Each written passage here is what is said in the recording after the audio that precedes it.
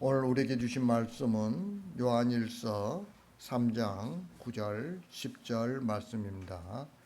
제가 가진 신약성경 390페이지 요한일서 3장 9절 10절 말씀입니다. 다 찾으셨으면 제가 봉독해 드리겠습니다. 하나님께로부터 난 자마다 죄를 짓지 아니하나니 이는 하나님의 씨가 그의 속에 거함이요 그도 범죄하지 못하는 것은 하나님께로부터 났음이라. 이러므로 하나님의 자녀들과 마귀의 자녀들이 드러나나니 무릇 의를 행하지 아니하는 자나 또는 그 형제를 사랑하지 아니하는 자는 하나님께 속하지 아니하니라. 아멘. 우리는 주는 그리스도시요 살아계신 하나님의 아들이시니다라는 베드로 사도의 신앙 고백을 나의 신앙 고백으로 받아들이며 사는 자들이죠. 그래서 사람들은 우리를 그리스도인이라고 부르는 거예요. 다시 말하면 예수 그리스도를 믿고 따르는 사람들이란 뜻이죠. 그러면 우리는 어떤 삶을 살아야 할까요? 다시 말하면 우리는 세상 사람들과 어떤 면에서 다른 삶을 살아야 하느냐는 거예요. 세상과 다른 모습을 보여주신 분은 바로 예수님이시죠. 그래서 그리스도인들은 예수님을 닮는 모습을 보여야 하는 거죠. 그런데 예수님께서는 우리에게 뭐라고 이야기하십니까? 나를 따라오려거든 자기를 부인하고 자기 십자가를 지고 나를 따를 것이니라 라고 이렇게 말씀하고 있죠. 여러분, 신앙은 내 생각대로 사는 것이 아니라 하나님의 말씀대로 사는 거예요. 어떤 환경 속에서도 하나님이 요구하시는 대로 움직이기만 하면 되는 거죠. 결국 성도는 자기 중심으로 살지 않고 하나님 중심으로만 살면 되는 거예요. 그러면 전혀 문제가 없어요. 예. 그런데 세상은 사탄의 지배 아래 있어요. 사탄은 계속해서 우리 성도들을 유혹하죠. 문제는 사탄이 우리를 유혹하는데 어떻게 유혹하냐는 거예요. 어떤 환경을 가지고 성도들이 교회에 나가지 못하도록 방해하느냐는 거예요. 그런데 여러분, 우리는 그렇게 하면 사탄이 그렇다고 생각을 할 경우가 많은데 그렇지 않아요. 사탄은 그렇게 해가지고 우리를 방해하지 않습니다. 왜냐하면 사탄도 경험해 봤거든요. 초대교회에서 기독교인들을 막 박해하면 기독교가 없어질 줄 알았는데 어떻게 됩니까? 기독교가 점점 성장하는 거예요. 예. 그게 방법이 아니라는 거예요. 그래서 사탄은 성도들이 주님만 따라가며 사는 것이 아니라 자기 힘으로 하나님을 믿고 자기 힘으로 세상을 살도록 부추기는 거예요. 이렇게 사는 것이 사탄의 사고방식으로 사는 거죠. 그래서 여러분, 로마 제국이 기독교를 공인했을 때 우리 많은 크리스찬들 어떻게요? 기독교가 성공했다고 생각을 합니다. 아니에요. 사탄의 계략대로 끌려가는 거죠. 예. 그때부터 기독교는 엄청나게 타락하게 됩니다. 타락하기 시작하는 거예요. 예. 오직 자기를 위해서만 사는 것이 사탄의 지배를 받고 있는 세상의 방식이에요. 그래서 하나님도 자기를 위해서 믿는 거죠. 고난도 없이 십자가에서 자기 죽음도 없이 주님을 따르는 거예요. 주님이 우리에게 말씀하신 것과 정반대잖아요. 예. 이것이 자기를 위해서 주님을 믿는 모습이고 세상의 모습인 거죠. 그러면 우리가 하나님의 자녀로 산다면 어떤 모습으로 살아야 하느냐는 거예요. 오늘 말씀을 통해서 우리가 한번 알아보도록 하겠습니다. 먼저 9절 말씀입니다. 9절 말씀 다 같이 한 목소리로 시작. 하나님께로부터 난 자마다 죄를 짓지 아니하나니 이는 하나님의 씨가 그의 속에 거함이요 그도 범죄하지 못하는 것은 하나님께로부터 났음이라. 아멘. 죄를 짓지 않고 범죄하지 않는다는 말을 우리가 잘못 이해하면 오늘 말씀은 하나님께서 우리에게 완벽한 성도가 되라는 고 요구하는 것으로 이렇게 들리는 거죠. 예. 하지만 그리스도인이라고 해서 죄를 짓지 않고 완벽한 자로 변화되는 것이 아니에요. 그리고 실제로 우리도 완벽한 삶을 살 수 없죠. 예. 그리스도인 중에서 죄 안 짓고 사는 사람이 있어요? 없어요. 예. 왜냐하면 인간은 만물보다 거짓되고 심히 부패한 마음을 가지고 있기 때문에 그래요. 우리는 항상 이걸 기억하고 있어야 돼요. 내 마음이 만물보다 거짓되고 부패한 마음을 가지고 있는 거예요. 그런 마음이에요. 그러므로 구절 말씀을 죄가 되는 일을 하지 않고 살아가야 한다는 뜻으로 이해하면 안 된다는 거죠. 여러분, 죄에 대한 기준은 하나님이세요. 그래서 아담과 하와가 죄를 짓는 아담과 하와의 죄가 선악과를 먹는 것이 그들의 죄라고만 생각하면 안 돼요. 아담과 하와의 진짜 죄는 뭐냐면 하나님을 사랑하지 않는 것이라고 말할 수 있어요. 말씀에 순종하지 않고 선악과를 먹은 것은 이미 그 속에 하나님을 사랑하는 것이 아니라 자기를 사랑하고 있었기 때문에 가능했던 일이죠. 하나님을 사랑한다고 한다면 어떻게 선악과를 먹을 수 있겠어요? 이렇게 볼 때 죄는 하나님을 사랑하지 않는 거예요. 누구보다, 나보다. 내 자신보다 하나님을 덜 사랑하는 거예요. 예. 그래서 하나님께로부터 난 자마다 죄를 짓지 않는다는 것은 하나님을 사랑하는 자로 산다는 뜻으로 우리가 이해할 수 있는 거죠. 성도가 세상 사람들과 다른 점은 자신의 죄에서 예수님의 은혜와 사랑을 보는 거예요. 이것이 성도를 성도답게 하는 거죠. 성도답다는 것은 착한 행위로 인해서 세상 사람들로부터 칭찬을 듣는 것을 말하는 것이 아니에요. 저 사람 진짜 착해. 이 말 듣는 게 아니라는 거예요. 예. 보다 더 중요한 것은 하나님이 어떻게 보시느냐는 거예요. 여러분, 그 요한일서 3장 1절에 보면 이렇게 말씀하십니다. 보라, 아버지께서 어떠한 사랑을 우리에게 베푸사 하나님의 자녀라 일컬음을 받게 하셨는가. 우리가 그러하도다. 그러므로 세상이 우리를 알지 못함은 그를 알지 못함이라 라고 이렇게 말씀하고 있어요. 세상은 아버지도 모르고 아들도 몰라요. 그런 세상 사람들이 성도를 제대로 이해하고 평가할 수 없는 거죠. 그러므로 우리는 세상의 칭찬을 들어야 한다는 생각을 버려야 하는 거예요. 물론 세상 사람들로부터 욕을 들어야 한다는 말은 아니에요. 예, 그리스도인이라고 세상에 있는 법을 갖다 안 지키면 됩니까? 잘 지켜야죠. 예. 단지 세상 사람들의 칭찬을 받으니까 성도다울 것이라는 그런 생각을 버리라는 거예요.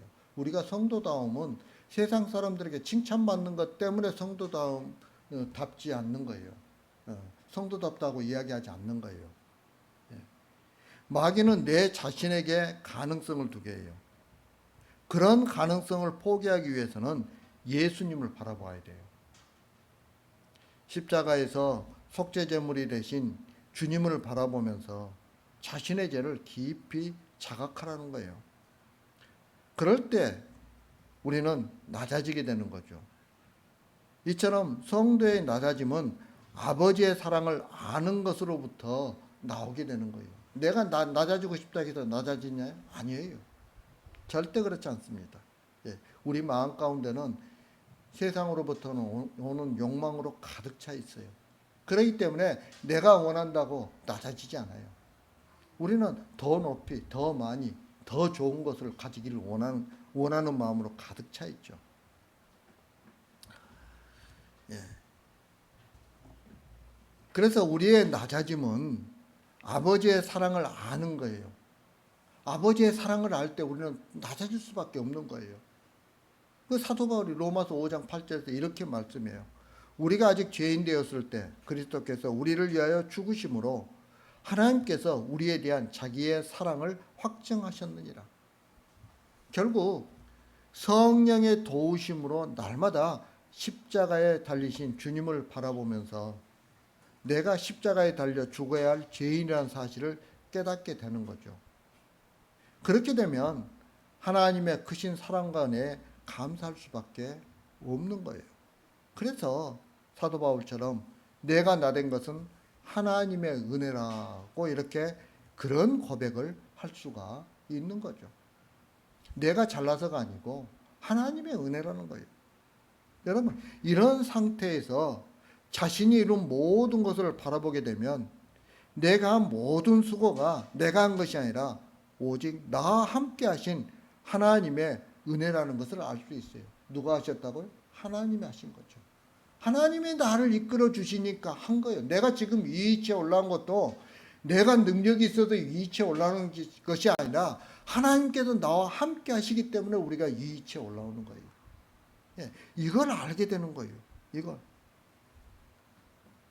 자신의 삶을 돌이켜보면 내가 큰소리치고 자랑할 것이 하나도 없다는 것을 깨닫게 되는 거죠. 여러분 얼마나 놀랍습니까? 예, 내가 성령님과 함께 하실 때 이게 가능한 거예요. 사도 요한은 이런 상태를 하나님의 씨가 그 속에 거하며라고 말하고 있어요. 여러분 여기서 하나님의 씨는 성령으로 오신 예수님을 일컫는 말이죠. 여러분 마태복음 28장 20절 하반절에 보면 주님께서 이렇게 말씀하세요. 볼지어다 내가 세상 끝날까지 너희와 항상 함께 있으리라. 예. 그리고 요한복음 14장 16절에 보면 또 이렇게 말씀하세요. 내가 아버지께 구하겠으니 그가 또 다른 보혜사를 너희에게 주사 영원토록 너희와 함께 있게 하리니 라고 말씀하시죠. 다시 말하면 예수님께서 우리와 항상 함께 하신다고 했는데 그것은 바로 우리 안에 내주하시는 성령님을 통해서 그렇게 하시겠다는 거예요. 여러분 우리 안에 계신 성령님은 누구에 대해서 증거하고 계세요? 예수님에 대해서 증거하고 계신단 말이에요. 우리가 깨닫지 못하는 것을 알게 해주시는 거예요. 내가 지식이 많아서 능력이 많아서 아는 게 아니에요. 성경 지식이 아무리 많아도 예수님을 알지 못하는 사람들이 많이 있어요. 성령님이 나를 붙들어 주실 때만 우리는 예수님을 알 수 있는 거예요. 예. 그러므로 우리는 그런 상태에서는 죄를 범할 수 없죠. 우리 안에 계신 성령께서 우리의 연약함을 도우시고 우리가 마땅히 빌 바를 알지 못하지만 말할 수 없는 탄식으로 우리를 위하여 친히 간구하세요. 그렇기 때문에 우리가 어떻게 됩니까? 항상 회개자로 돌아갈 수밖에 없는 거죠. 예. 다시 말하면 성령님께서 우리를 위해서 중보기도 하세요. 우리가 죄를 지었을 때 중보자가 되시고 우리를 하나님의 뜻에 따라 살아가도록 인도하시는 거죠. 이 하나님의 씨가 우리 안에 있는 거예요. 이 일을 위해 예수님께서 오셨어요. 만약 우리 안에 성령님께서 계시지 않다면 우리는 이 무서운 세상을 이길 힘이 없어요. 하나님의 진리를 깨달을 지혜도 없고 자신을 세상과 구별할 거룩한 능력도 없어요. 또한 하나님의 뜻대로 기도할 능력조차도 없는 거죠. 무엇보다도 하나님을 아버지라고 부를 담대함이 없어요. 네, 아버지라고 부를 수가 없는 거예요. 우리가 하나님을 아버지라고 부를 수 있는 것은 내 안에 성령님이 내주하에 계시기 때문에 우리가 부를 수 있는 거예요. 내가 잘나서 아니에요. 네. 왜냐하면 그 모든 일을 성령님이 하신 일이기 때문에 그래요. 성령님께서 그렇게 하시는 거예요. 성령님께서. 그 성령님이 우리를 거듭나게 하심으로 산 소망을 우리에게 주셨죠. 그 성령님이 우리로 하여금 죄를 이기게 하셨어요. 따라서 우리는 내 안에 계신 성령님께 붙들려 살아야 하는 거예요. 성령님의 이끌림만 따라가시기 바랍니다. 예. 그게 죄를 이기는 방법이에요. 그게 그 성령님의 이끌림을 따라가는 삶이 어떤 삶이에요? 성령 충만한 삶이에요. 그러니까 우리가 성령 충만한 삶을 살 때만 하나님을 사랑할 수 있게 되는 거예요. 이걸 우리가 분명하게 깨달아야 하는 거죠. 자, 그러면서 10절 말씀입니다. 10절 말씀 다 같이 시작. 그러므로 하나님의 자녀들과 마귀의 자녀들이 드러나니 무릇 너를 행하는 아니하는 자는 그 형제를 사랑하지 아니하는 자는 하나님께 속하지 아니하느니라. 아멘. 세상은 하나님의 자녀와 마귀의 자녀로 구분돼요. 그런데 요한 사도는 의를 행하지 않는 자, 형제를 사랑하지 않는 자는 하나님께 속하지 않는다고 말하죠. 다시 이 말이 무슨 말이에요? 하나님의 자녀가 아니라는 거예요. 예, 그걸 안 하는 사람들은요. 마귀의 자녀라는 거예요. 문제는 이런 내용이 우리를 당혹스럽게 한다는 거죠. 왜냐하면 의를 행하고 형제를 사랑하는 것에 대해 부담을 갖고 있기 때문에 그래요. 그런데 성경은 의를 행하고 형제를 사랑해야 하나님의 자녀라고 말씀하고 있는 거죠. 그렇다면 여러분은 자신이 의를 행하는 자로 또는 형제를 사랑하는 자로 산다고 말할 수 있느냐는 거예요. 많은 성도들이 이 질문을 하면 선뜻 그렇다고 대답을 못하죠. 그런데 그렇게 행동하는 이유가 있어요. 그것은 자기 행함을 기준으로 대답하려고 하기 때문에 그래요. 내가 형제를 어떻게 사랑했지? 다른 형제를 미워한 적도 있는데. 이런 식의 생각을 하는 거예요.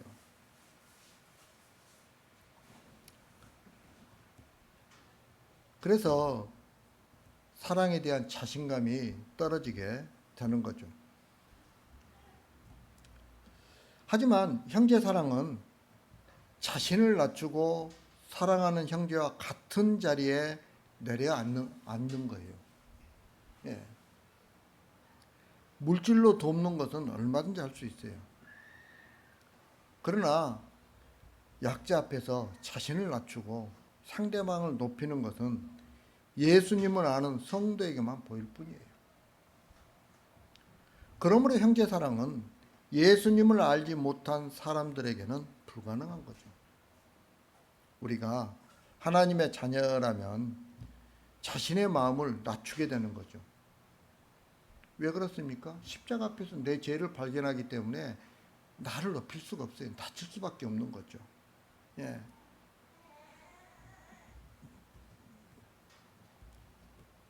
왜? 그 하나님의 크신 사랑에 비하면 나는 아무것도 아닌 거예요. 예. 하나님 자신이 인간의 자리에 내려오신 것이 예수님의 성육신 사건이잖아요. 다시 말하면 마음이 교만한 나를, 죄 때문에 죽을 수밖에 없는 나를 살리기 위해서 예수님이 십자가에서 죽으신 사건이 바로 성육신 사건이에요. 이것이 하나님의 사랑이라는 거죠. 그런 하나님의 사랑이 예수님의 죽으심으로 확정되었음을 알기 때문에 그 사랑을 아는 성도라면 자연히 자신을 낮추게 되어 있는 거죠. 그래야 주님의 사랑과 은혜가 증거되기 때문에 그래요. 이처럼 자신의 약함을 알고 낮은 자리에서 주님을 바라보는 마음으로 형제를 대하는 것이 바로 사랑이에요. 그리고 이것이 의를 행하는 거예요. 그래서 사도 요한은 무릇 의를 행하지 아니하는 자나 또는 그 형제를 사랑하지 아니하는 자는 하나님께 속하지 아니하니라라고 이렇게 말씀하고 있는 거죠. 여러분, 여기서 의는 죄를 용서받은 성도들이 주님의 의로우심을 본받아 죄를 미워하고 버림으로써 더 이상 죄를 짓지 않고 살아가는 그런 어떤 내적인 거룩함을 말하고 있는 거죠. 그리고 사랑은 하나님의 본질로서 인간을 구원하신 근거이고 또 율법을 완성하는 기독교의 핵심 덕목이기도 해요. 하나님께서 예수 그리스도를 세상에 보내셔서 우리의 죄를 용서하심으로 하나님의 사랑이 무엇인지 우리에게 보여주셨어요. 그래서 사도 요한은 하나님의 자녀라면 당연히 사랑을 실천해야 한다고 가르치고 있죠. 결국 의가 내적인 경건함이라고 한다면 사랑은 밖으로 표현되는 외적인 경건함이라고 말할 수 있어요. 이런 의와 사랑은 서로 분리될 수 없는 깊은 연관성을 갖고 있죠. 다시 말하면 동전의 양면과 같다는 거예요. 그리고 하나님의 자녀된 성도들이 닮아야 하는 하나님의 속성이라고 할 수 있어요. 따라서 형제를 사랑하는 것은 내 의를 증거하는 것이 아니라 하나님의 의가 증거되는 것이에요. 그리고 주님의 은혜와 사랑이 증거되는 것이기도 해요. 그래서 내가 하나님 형제를 사랑하면 누가 드러나요? 예수 그리스도가 드러날 수밖에 없는 거예요. 이런 의미에서 예수님께서는 너희가 서로 사랑하면 이로써 모든 사람이 너희가 내 제자인 줄 알리라 라고 말씀하고 있어요. 우리가 형제를 사랑하면 사랑할수록 예수님이 드러나기 때문에 그런 거예요. 우리를 보면서 저 예수님의 제자이네 라고 세상 사람들이 그렇게 말을 한다는 거죠. 내가 자기를 부인하고 자기 십자가를 지고 예수님을 따르는 증거가 바로 뭐냐? 형제 사랑이라는 거예요. 그래서 결국 하나님의 자녀인 성도가 마귀의 자녀들과 다른 것은 형제를 사랑하느냐 사랑하지 않느냐에 달려 있다는 거예요. 내가 형제를 사랑하면 마귀의 자녀가 아닌 거죠. 하나님의 자녀인 거죠. 그러나 형제를 사랑하지 못하면 마귀의 자녀가 되는 거예요. 오늘 말씀에서는 하나님을 사랑하는 성도로 사는 것을 형제 사랑으로 바꾸어 말하고 있는 거예요. 즉 하나님을 사랑하는 성도가 형제를 사랑하지 않을 수 없고 형제를 사랑하는 성도가 하나님을 사랑하지 않을 수 없다는 거죠. 그래서 사도 요한은 하나님을 사랑하노라 하고 그 형제를 미워하면 거짓말하는 자라라고 이렇게 말씀하고 있어요. 여러분, 보이는 형제를 사랑하지 않는 사람은 보이지 않는 하나님을 사랑할 수 없다는 거예요. 우리가 하나님을 사랑한다고 이야기한다고 하면 그게 뭘로 증거되는 거예요? 형제를 사랑하는 것으로 증거가 되는 거예요. 저 사람 하나님 사랑하는 게 맞네 라고 이렇게 이야기할 수 있는 거죠.